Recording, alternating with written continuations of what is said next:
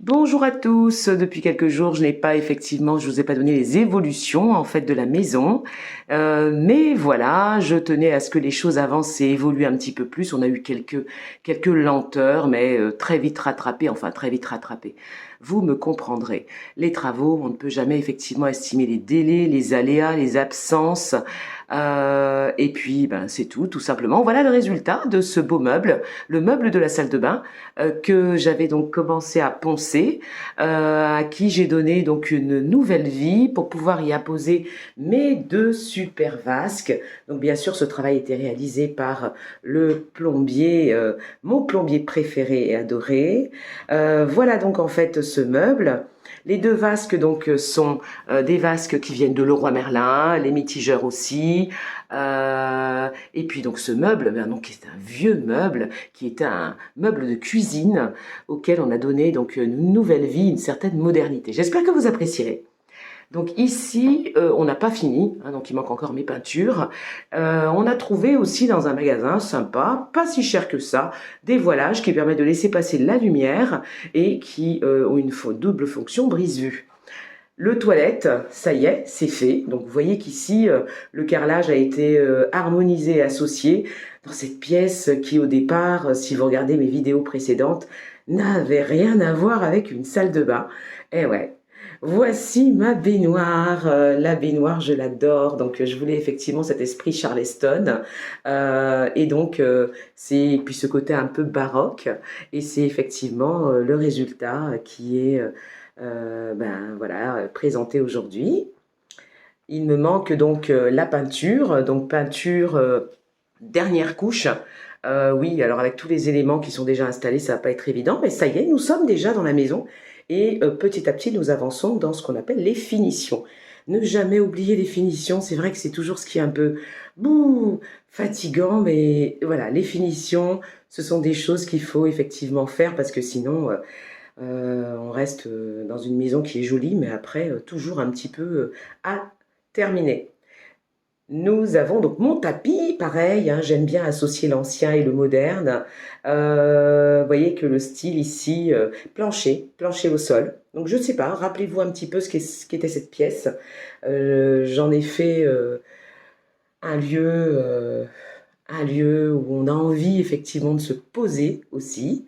Donc là, on avait commencé à passer donc la teinte sur le plancher, histoire de poser le meuble de manière à ce que le plombier puisse travailler rapidement.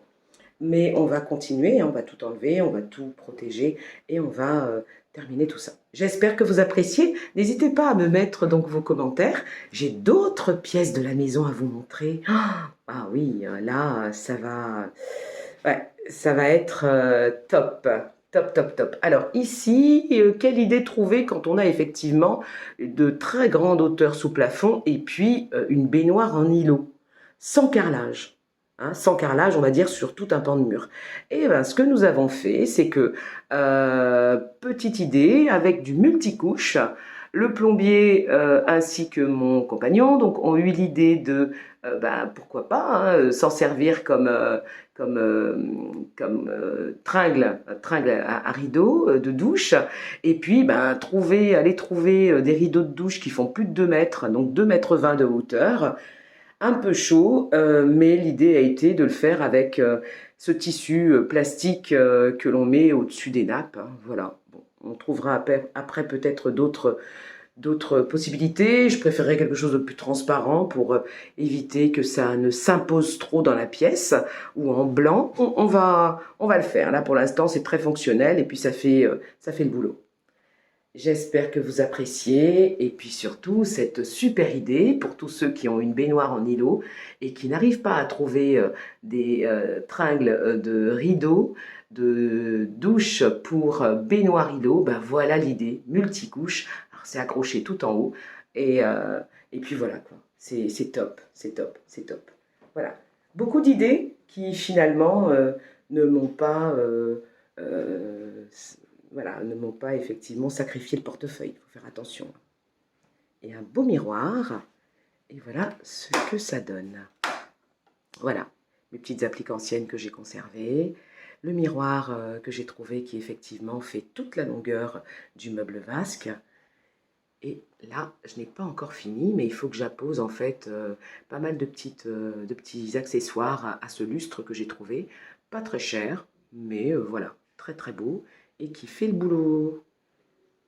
Cette petite console est une petite console aussi qui, pareil, était très rustique, que j'ai trouvée chez la famille. J'ai dit, ben tiens, on va la prendre et elle nous permet d'apposer les shampoings, gel douche et compagnie, tout ce qui est un petit peu humide, voilà, de manière à ce que l'on puisse être quand même dans une configuration pratique. Et voilà, je vous montre donc le résultat, un meuble double vasque. C'est top, c'est top. J'adore, j'adore, j'adore, j'adore, j'adore. Voilà. Merci à vous.